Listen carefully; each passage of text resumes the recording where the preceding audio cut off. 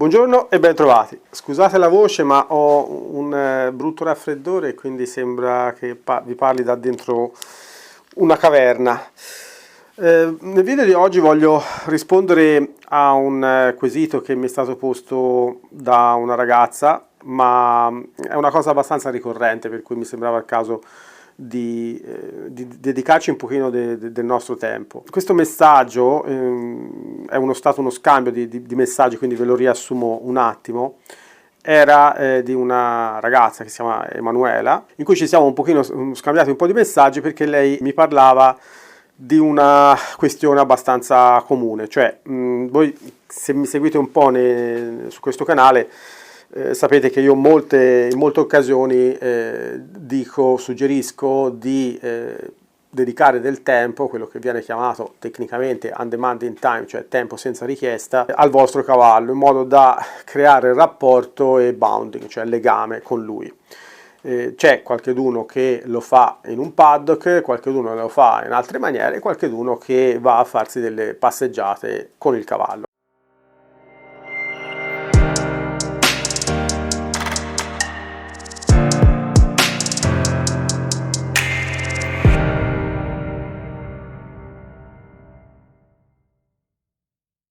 Alcune volte lo fanno anche, e io lo suggerisco di farlo, anche coloro che hanno magari non dei grandi skill per stare in sella, oppure semplicemente non gli piace o non possono stare in sella al loro cavallo.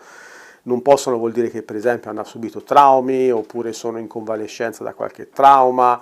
Mi viene in mente una ragazza, per esempio, una nostra amica, che ha avuto un intervento importante alla spina dorsale e quindi non può montare, non dovrebbe montare.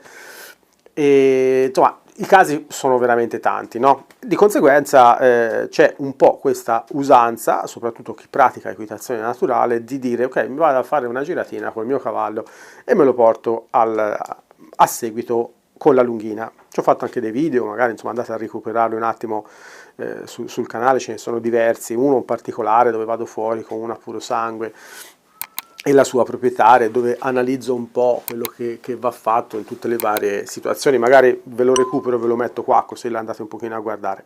Però la questione non è questa, la questione è che Emanuela mi faceva notare che quando parlando con la sua istruttrice ha detto che sarebbe andata fuori con la cavalla a mano, la sua istruttrice l'ha presa per matta e gli ha detto che la sua cavalla a mano era rischioso portarla fuori perché l'avrebbe potuta portare via. Lei, insomma, diciamo che generalizzava un po': cavallo portato fuori a mano potrebbe essere pericoloso, se ti scappa finisci in galera, eccetera eccetera. Quindi allora apriamo un po', diciamo, una parentesi per quanto riguarda la responsabilità. La responsabilità quando un cavallo scappa è sempre della persona a cui è scappato, ok? Quindi cosa significa questo? Che dovete avere un'assicurazione. Quale assicurazione dovete avere? Basta anche un'assicurazione del quella cosiddetta del capofamiglia. Poi se c'è tra di voi qualche assicuratore magari ce lo può spiegare anche meglio, e anzi li invito a scrivere nei commenti per entrare un pochino nel dettaglio. Però fondamentalmente, da quello che ne so io parlando con vari assicuratori, funziona così: se avete un'assicurazione capofamiglia, spesso e volentieri include anche danni che i vostri animali possono fare, e di solito sono previsti anche tra questi animali anche i cavalli. Qualche assicurazione ne prevede uno, qualcuno ne prevede tre, per esempio noi abbiamo l'Axe, ne prevede tre, però fondamentalmente non è questa la questione è che dobbiamo avere un'assicurazione, e questo, fate attenzione, non è qualcosa che riguarda il proprietario del cavallo. Cioè, mi spiego meglio: il proprietario del cavallo che vi affida il suo cavallo e voi lo portate a mangiare l'erba e vi scappa, non è una responsabilità del proprietario, ma la responsabilità è vostra. Cosa significa? Significa che la responsabilità, cioè di quello che è accaduto, non è del proprietario, ma è di colui che in quel momento teneva il cavallo e il cavallo gli è scappato. Questo ovviamente non solo se il cavallo è da terra e vi scappa, ma anche se siete in sella e cadendo il cavallo vi scappa e se ne va per cavoli sua, magari entra in mezzo a una strada, viene investito, si fa male qualcheduno o altre cose di questo genere. Fondamentalmente la responsabilità è dell'ultimo che aveva il cavallo, non è del proprietario del cavallo. Almeno questo è quanto ne so io, però ripeto ancora una volta: io ho la mia visione d'insieme piccola, perché ho parlato con 2 assicuratori e poi dopo ho scelto la mia assicurazione in funzione di ciò. Magari se fra di voi c'è qualche assicuratore ci può illustrare meglio la situazione attuale qual è, ben venga. Quindi, tornando al discorso di Emanuele e della sua istruttrice, la questione qual è? È che portare il cavallo fuori è pericoloso esattamente come andarci fuori in sella, non è che c'è differenza di pericolosità.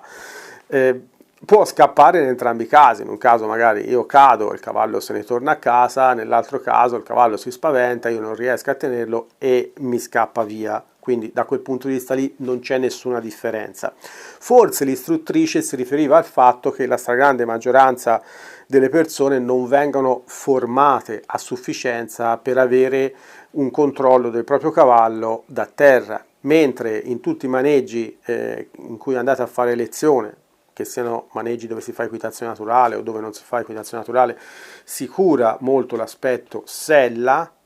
In pochi maneggi si cura l'aspetto di ciò che bisogna fare per avere controllo del cavallo da terra. È probabilmente per questo che l'istruttrice gli ha detta questa maniera qui a Emanuela. Quindi, cosa dire? Ecco, fondamentalmente il consiglio che io posso dare da questo punto di vista qui è semplicemente di prepararsi bene, e ovviamente questo va fatto prima in campo, in modo da avere tutte quelle qualità tecniche, addestramenti muscolari, rapidità di reazione, che esattamente come da sella ti permettono di stare in sella anche nelle situazioni un pochino più difficili, anche da terra ci permettono di controllare il cavallo qualora lui per qualche motivo si impaurisca e noi dobbiamo contenere questa energia che lui vuole buttare fuori in tutte le maniere. Poi, altra cosa da consigliare sicuramente è quella di usare delle corde lunghe e non delle corde corte. Ovviamente anche lì va da sé che devo imparare ad usare le corde lunghe, perché se io appena mi danno una corda più lunga di 1,5 metri mi ci lego come un salame, capite bene che la probabilità di farsi male aumenta invece che diminuire, no?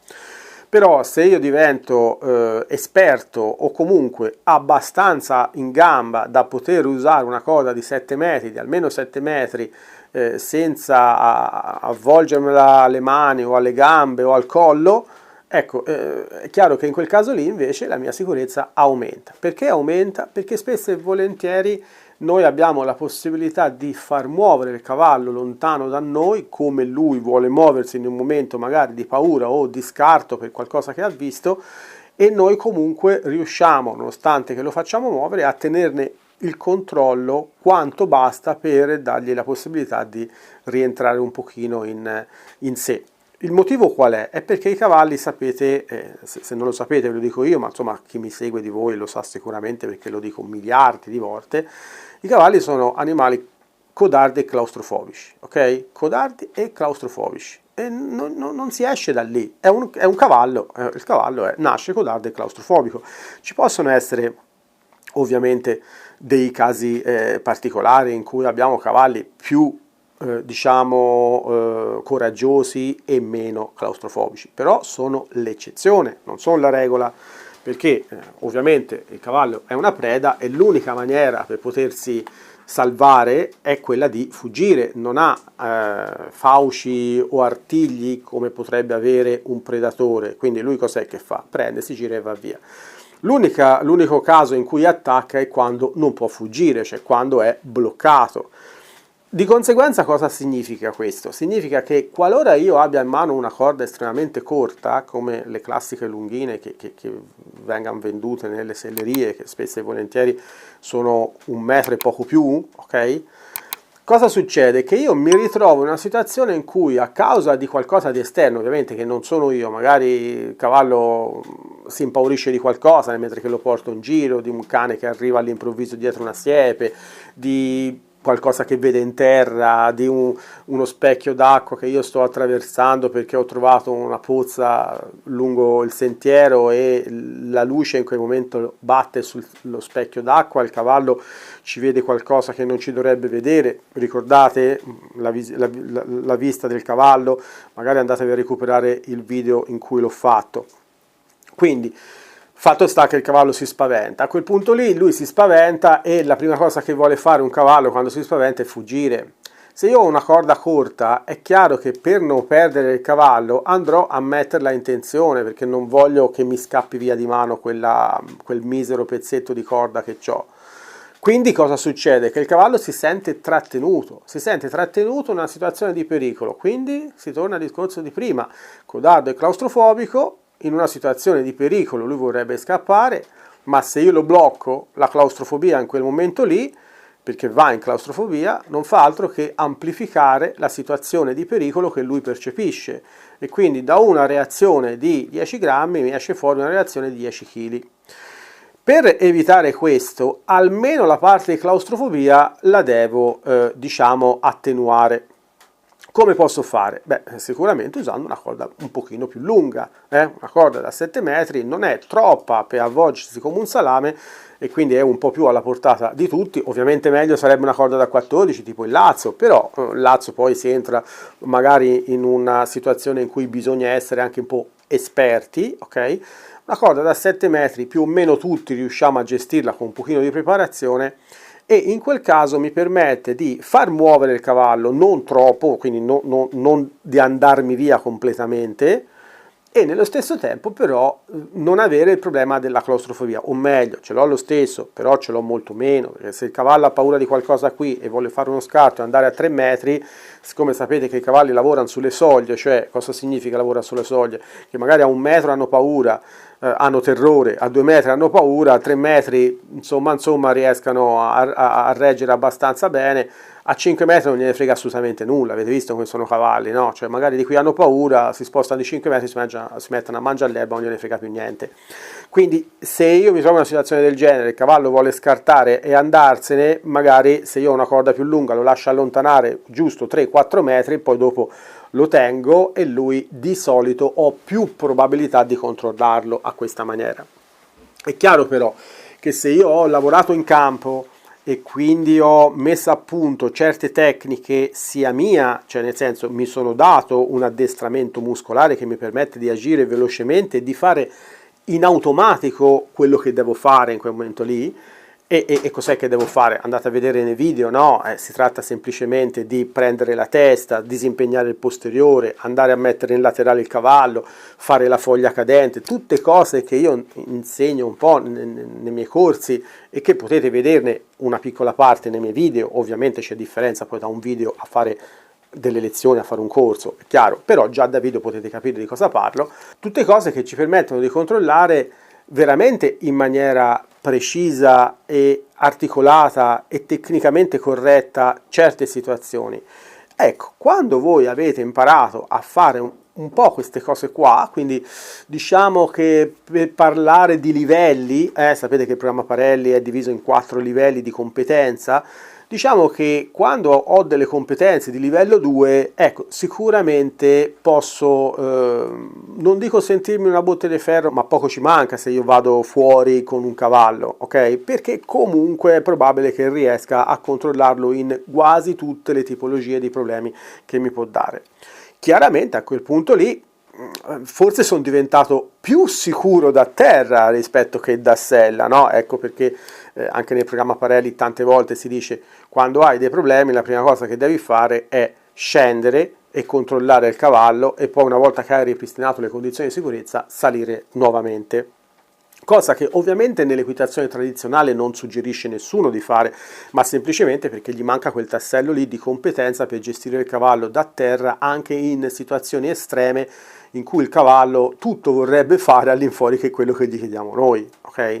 Quindi, ricapitolando un po', io mi sento di consigliare a Emanuela, come fra l'altro l'ho già fatto ovviamente nei messaggi, ma a tutti voi, è che andate tranquillamente fuori in passeggiata con il vostro cavallo, però dotatevi di un'attrezzatura adeguata, ok? Quindi vuol dire magari anche un paio di guanti, in modo che se il cavallo vi tira via, voi avete la possibilità di trattenerlo anche se tira forte, ok, ci sono dei cavalli enormi portati in giro da persone minute, quindi dobbiamo pensare anche a una differenza di forza notevole, anche se c'è l'effetto leva dato dal collo del cavallo e dalla lunghezza della corda, però a volte è veramente spropositata la differenza di forza, e quindi avere un paio di guanti ci aiuta tantissimo, come ci aiuta tanto anche avere magari uno stick, in modo che io possa direzionare il cavallo senza essere troppo vicino a lui, spostare il posteriore senza andare vicino al posteriore, che sapete bene che in una situazione di paura insomma non è proprio bellissimo trovarsi in una